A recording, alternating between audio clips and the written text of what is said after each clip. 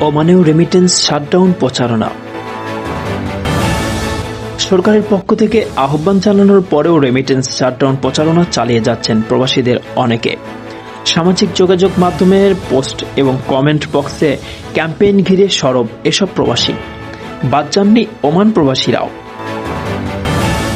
সক্রিয়ভাবে এসব প্রচারণার কারণ জানতে চাইলে সারা দেশে চলমান আন্দোলনের প্রতি সংহতি জানানোর কথা বলেছেন। কেউ কেউ ইন্টারনেট বন্ধের কারণে পরিবারের সাথে যোগাযোগ করতে না পারার বিষয়টিও টেনে আনছেন। এদিকে ব্যাংকিং কার্যক্রম বন্ধ থাকা এবং ইন্টারনেট ব্ল্যাকআউটের ফলে দেশে প্রবাসী আয় আসা বাধাগ্রস্ত হয় তা অর্ধেকে নেমে এসেছে। সোমবার প্রবাসী আয়ের তথ্য প্রকাশ করে বাংলাদেশ ব্যাংক।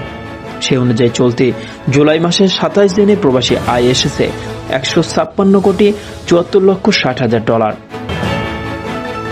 এর মধ্যে প্রথম 13 দিনে আসে 97,86,40,000 এবং 14 থেকে 20 জুলাই 7 দিনে আসে 45,70,50,000। আর পরের সপ্তাহে অর্থাৎ 21 থেকে 27 জুলাই তা নেমে দাঁড়ায় 13,80,60,000। বিষয়টিকে দেশের অর্থনীতিতে বড় ধাক্কাই মনে করা হচ্ছে। এই নেতিবাচক ধারা কাটিয়ে উঠতে প্রয়োজন বেশি দামে রেমিটেন্স সংগ্রহের নির্দেশ দেওয়া হয়েছে বলেও জানিয়েছেন বিভিন্ন সংবাদ মাধ্যমে প্রকাশিত খবর বার্তায়।